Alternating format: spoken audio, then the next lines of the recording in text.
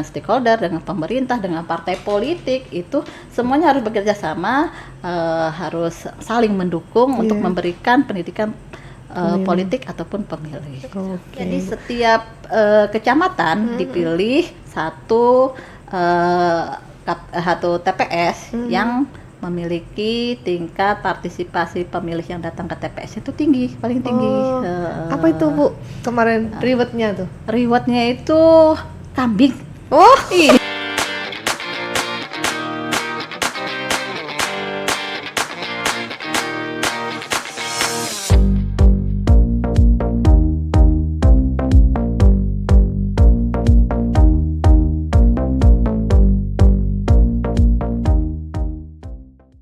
Assalamualaikum warahmatullahi wabarakatuh. Hai teman pemilih, jumpa lagi bareng saya Wiji di acara Ngehe, ngobrol enak hidangan informasi kepemiluan bareng KPU Kota Surakarta. Dalam episode kali ini, kita ditemani oleh Sri Kandi KPU Kota Surakarta, satu-satunya wanita cantik yang berada di jajaran komisioner KPU Kota Surakarta, Ibu Yuli Yulianingrum sebagai Divisi Sosdiklik Parmas dan SDM. Selamat datang Ibu. Halo, selamat bertemu kembali Mbak Wiji. Bagaimana kabar hari ini? Alhamdulillah baik. Kelihatannya untuk podcast hari ini dipersiapkan dengan sangat matang. Dapat dilihat dari riasannya yang sangat cantik sekali hari ini. Oh, terima kasih. Iya dong, kita harus memberikan yang maksimal bagi teman-teman pemilih tentunya. Boleh dong Ibu sapa teman pemilih sekalian memperkenalkan diri biar teman pemilih pada lebih sayang lagi sama Ibu, terutama KPU Kota Surakarta. Baik. Hai teman pemilih Kota Surakarta, perkenalkan saya Yuli Yulianingrum, saya Ketua Divisi Sosdiklik, Parmas, dan SDM. Saya tinggal di Kelurahan Mojosongo di Kecamatan Cepres. Oh itu tadi perkenalan singkat dari Ibu.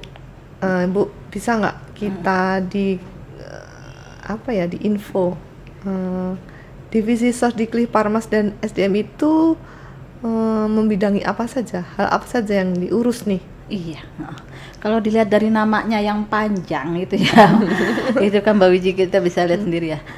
Sosdiklik itu kepanjangan dari sosialisasi pendidikan dan pemilih.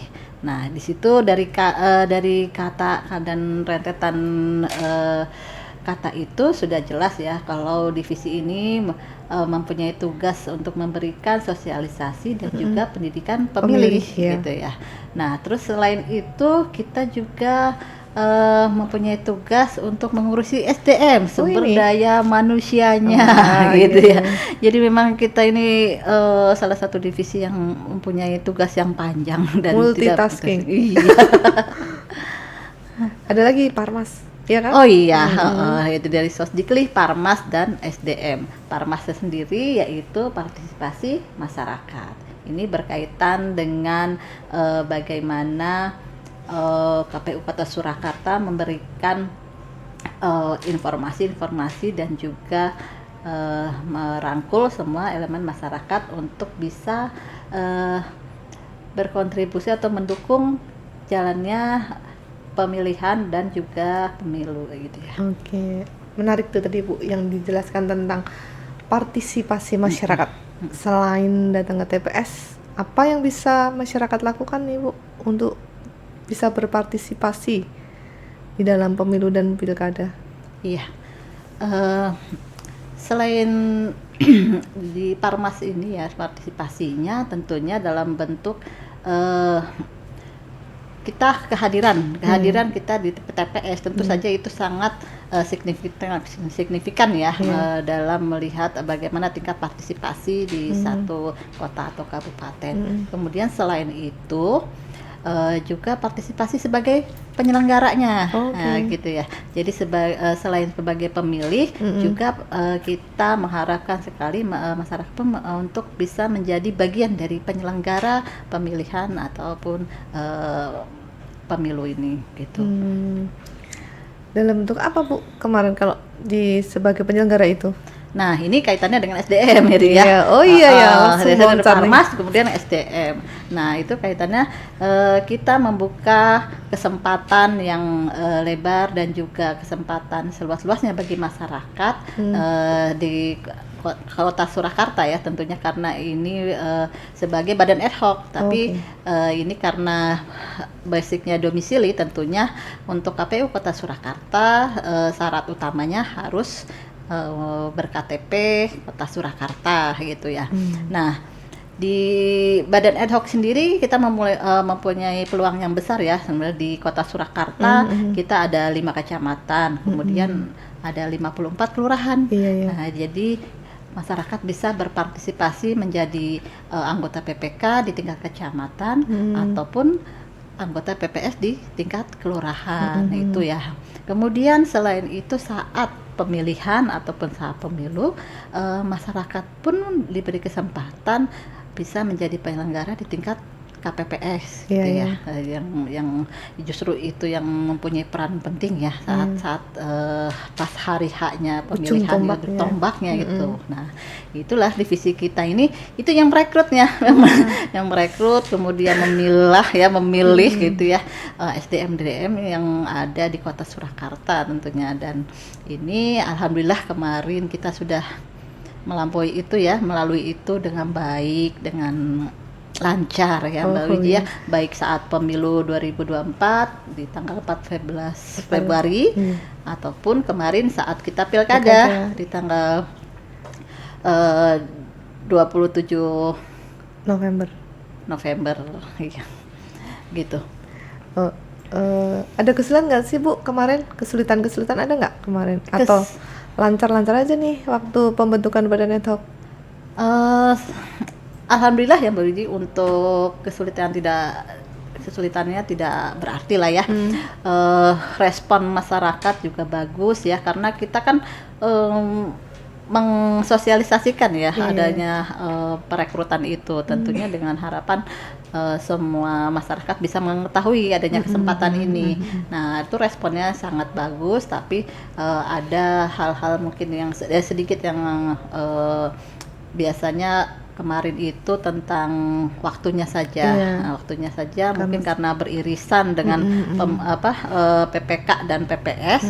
Nah, itu akhirnya harus diperpanjang karena ada beberapa PPS atau kelurahan yang peminatnya kurang dari kuota yang kita butuhkan. Gitu. Tapi akhirnya dapat terpenuhi. Iya, alhamdulillah ya, dengan perpanjangan terus akhirnya semuanya bisa kita penuhi. Untuk tingkat partisipasi. Di pemilu dan di pilkada aja Bu, yang paling terdekat kemarin. Itu apakah terjadi peningkatan atau gimana nih yang kemarin pilkada? Iya, alhamdulillah juga ya. Ini juga berkat semua partisipasi dari masyarakat Kota Surakarta.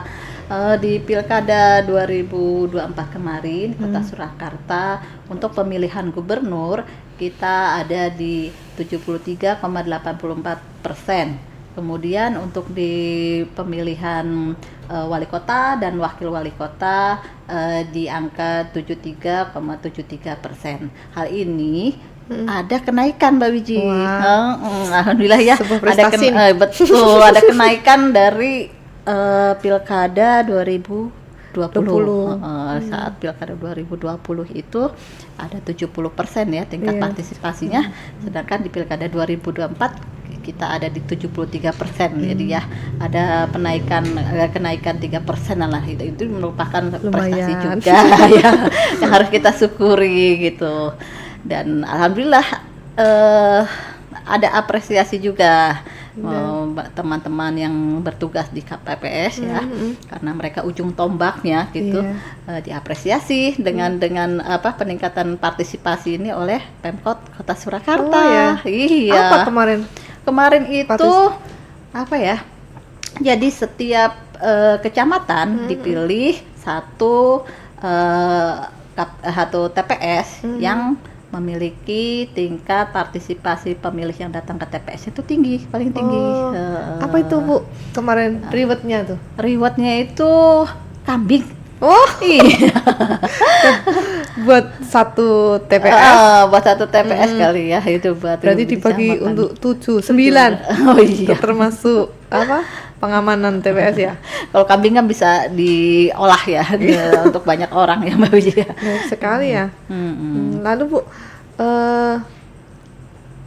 kan kalau partisipasi masyarakat itu nggak bisa apa ya, kalau dalam bahasa Jawanya itu ujuk-ujuk apa ya, nggak bisa tiba-tiba, kan harus dipelihara nih. Nggih. Untuk pemilu atau pemilihan ke depan, strategi apa nih yang digunakan oleh KPU Kota Surakarta, terutama Ibu, untuk bisa mempertahankan, paling nggak nih mempertahankan, atau kalau bisa menaikkan lah tingkat partisipasi.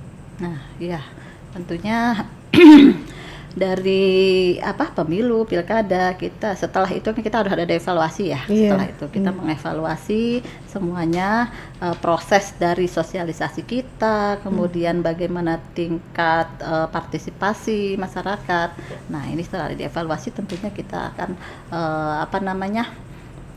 bisa mengkonsep ataupun merencanakan ke depannya seperti apa sih strateginya ya. Nah, ini berkaitan juga dengan divisi saya juga itu kan, Sosdikli, Sosialisasi Pendidikan Pemilih. Nah, untuk sebagai pemahaman bagi teman-teman pemilih semua, jadi proses untuk kita melakukan pendidikan pemilih itu tidak hanya saat tahapan saja, gitu. Jadi perlu dipahamkan oleh masyarakat bahwa pendidikan pemilih dalam arti kalau di sini bahasanya pendidikan pemilih berkelanjutan itu ya istilahnya. Nah, pendidikan pemilih ini dimulai dari pra tahapan. Nah, setelah saat pra tahapan kemudian ada saat tahapannya. Itu bagian dari tahapan gitu. Nah, setelah itu ada posnya, setelah tahapan. Ya, ini seperti yang kita lakukan, mengevaluasi hasil dari kerja-kerja kita gitu ya, untuk khususnya Sosdikli. Nah, dari ini baru kita bisa menyampaikan, oh besok itu kita ada kekurangan di titik A, titik B. Nah, itu yang harus kita perbaiki. Nah, diantaranya bagaimana sih meningkatkan kesadaran masyarakat untuk bisa berpartisipasi, kemudian juga bisa meningkatkan partisipasi ya. Salah satunya dengan ada program podcast kita kali ini Mbak Wiji. Selain itu juga kita memaksimalkan semua medsos yang kita punya di KPU Kota Surakarta. Tentunya yang poin utamanya kita punya medsos KPU Kota Surakarta itu yang menjadi poin penting. Jadi teman-teman semua pemilih bisa mengakses semua informasi itu ada di web, kemudian melalui medsos KPU Kota Surakarta. Oke Bu, ini tadi ngobrolin podcast. Agak unik nih Bu, nama podcastnya Ngehe. Ada itu enggak? Ada apa ya, latar belakang enggak? Ini kenapa ini kita pilih Ngehe itu? Iya, dari katanya Ngehi aja ya Mbak, ini identik nggak sih dengan Solo ya Mbak? Ya, seperti teman-teman pemilih juga tahu ya, Ngehi atau Hi sendiri itu ya, hidangan informasi di kampung ya, itu kan tradisi lokal Kota masyarakat Kota Surakarta dalam menikmati satu tempat yang namanya wedangan gitu ya. Kalau di Jogja dikenal angkringan, tapi kalau di Solo dan sekitarnya dinamakan Hi. Nah, di Hi itu dulunya mungkin ya Mbak, dulunya itu tempat jagongan atau tempat kumpulnya setelah mungkin waktu itu lebih banyak bapak-bapak gitu ya, setelah aktivitas kemudian jagongan sambil menikmati wedangan gitu ya, mengobrolkan apa saja gitu ya, segala macam diobrolkan. Nah, semakin kesini termasuk obrolan tentang politik juga, politik demokrasi. Nah, itu banyak, apalagi kemarin saat kita mau pemilu, mau pilkada, di mana-mana di itu pasti ada saja obrolan tentang pemilu ini. Nah, ini yang menginspirasi kita mengadakan ataupun nama podcast kita Hi gitu loh. Harapannya tentunya sama gitu, kita bisa ngobrol santai tentang informasi kepemiluan gitu ya. Nah, ini udah lama ya Bu ya sebenarnya ada di KPU Kota Surakarta ya. Iya, Babi sebelumnya memang sudah ada Mm-mm. gitu. Mm. Jadi kita pertahankan karena Heeh. memang ini apa ya, identik dengan Kota Surakarta gitu. Oke. Jadi ketika kita mendengar wah pasti ini di Solo gitu kan. Gitu. Oke Bu, itu tadi ngobrol tentang Sosdiklik Parmas waktu pemilu. Setelahnya ini Bu, kita mau ngapain nih Bu kalau kayak gini nih, pemilu nggak ada ini atau pilkadanya udah selesai. Nah ini setelahnya ini kita tetap melaksanakan kerja-kerja seperti ini ya. Kita tetap memberikan informasi-informasi tentang kepemiluan. Kemudian kita juga nanti akan tetap melaksanakan pendidikan pemilih, tentunya dengan macam-macam elemen ataupun basis gitu ya. Iya. Seperti pas saat tahapan kemarin kita kan ada targetnya nih ya kan, ada ada 11 basis komunitas. Iya. Sama hal kedepannya juga. Tapi mungkin salah satunya bisa kita konsentrasi misalnya di pemilih pemula. Nah di pemilih pemula ini kita akan tentunya bekerjasama dengan sekolah-sekolah gitu ya, seperti apalagi kebetulan kan ini ada di kurikulum sekolah itu kan ada namanya P5. Nah ini kita selama ini kan bekerja sama dengan pihak sekolah untuk mengisi program P5-nya itu dengan pendidikan pemilih. Nah ketika tidak sedang dalam tahapan, otomatis kita juga memberikan pendidikan politiknya gitu. Pendidikan politik ini kan luas. Nah untuk bagi anak-anak sekarang apalagi Gen Z ini, nah ini kan ada yang apatis, ada yang tertarik, ada yang biasa-biasa saja gitu ya. Nah ini PR kita memberikan pemahaman ke mereka. Jadi pengenalan politik atau tentang kepemiluan sejak dini ya Bu ya? Iya, pendidikan politik sejak dini. Dan satu hal lagi ya, mungkin teman-teman pemilih juga, bahwa tugas untuk Sosdiklik ini tidak hanya menjadi tugas KPU saja, tetapi juga menjadi tugas stakeholder, kemudian pemerintah gitu loh. Nah untuk inilah KPU Kota Surakarta bekerja sama dengan elemen-elemen tersebut, dengan stakeholder, dengan pemerintah, dengan partai politik, itu semuanya harus bekerja sama, harus saling mendukung untuk memberikan pendidikan politik ataupun pemilih. Oke. Selain dari tadi Ibu bahas tentang media sosial, di media masyarakat itu Kak, kalau ingin mendapatkan informasi atau mau mencari bahan untuk menyelesaikan tugas-tugas sekolah atau tugas kuliah lah gitu, apakah bisa tuh Bu ke KPU atau bagaimana caranya masyarakat tentu. untuk mendapatkan informasi tentang kepemiluan? Oh tentu bisa sekali Mbak Wiji. Jadi buat teman-teman pemilih di luar sana ya, kalau memang ingin mencari informasi ataupun untuk mahasiswa ada tugas, ada untuk magang, kami sangat terbuka menerima teman-teman mahasiswa untuk belajar di sini, untuk magang di sini, dan juga mencari informasi di sini gitu ya. Kita punya RPP, Rumah Pintar Pemilu. Nah di sini Rumah Pintar Pemilu itu seperti apa ya? Perpustakaan, galeri gitu ya. Nah teman-teman pemilih bisa belajar di sini, bisa mencari informasi tentang kepemiluan di sini gitu melalui RPP. PPID. Kemudian melalui PPID yang langsung ada di helpdesk kita, ada di depan. Kemudian bisa juga lihat di website kita gitu. Ajakin dong Bu teman-teman pemilih buat follow tuh biar medsos kita rame. Oh gitu ya.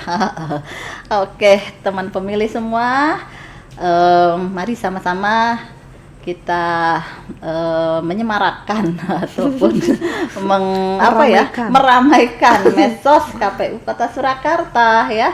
Jangan lupa di-follow, di-subscribe, dan juga di-like setiap konten-konten yang ada di KPU Kota Surakarta. Setiap scroll-scroll berhentilah terlebih dahulu di kontennya KPU Kota Surakarta, kasih like, kasih komen untuk masukan ataupun kritik, silahkan saja gitu. Apa saja Bu medsosnya? Medsosnya kita ada YouTube, YouTube. kemudian alamatnya sama ya, KPU Kota Surakarta. Kemudian kita mempunyai Instagram juga sama dengan nama KPU Kota Surakarta. Kemudian di Facebook, nah Facebook ini biasanya agak berbeda karena sosialisasi KPU Kota Surakarta. Kemudian kita juga punya TikTok ya. Jadi jangan sampai tidak melihat TikTok kita gitu ya. Kita juga punya talent yang sangat yang belum dikeluarkan masih ya, kita simpan. Betul gitu. Jadi ya itu caranya memberikan pendidikan itu tidak harus serius ya Mbak Wiji ya, tidak harus textbook begini. Nah tapi dengan lewat konten-konten, nah ini salah satu upaya bagi kita untuk memberikan sosialisasi pendidikan pemilih. Oke. Mana si ibu ini TikToker ya? Tapi lebih kebanyakan shopping Mbak. Shopping. Ke depan Bu, ada program khusus nggak? Apa tentang ini mau dibawa kemana atau apa yang lain? Ya, ini jadi program andalan bagi KPU Kota Surakarta. Nah, ini kedepannya tentunya kita berharap kita bisa menghadirkan tidak hanya internal kita ya, tapi juga nanti kita menghadirkan misalnya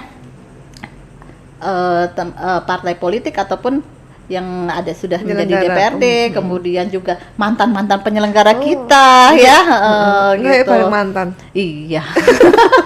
Kita nggak bareng-bareng. Nah nanti kedepannya juga karena Kota Surakarta ini kan kota budaya ya, sekarang jadi kota pariwisata ya Mbak Wiji. Nah kita juga harus mensupport juga seperti itu. Nanti kita akan mengadakan program keliling gitu lah ya, gitu ya. Healing. Oh ya. Agak memaksakan sekali nih singkatannya.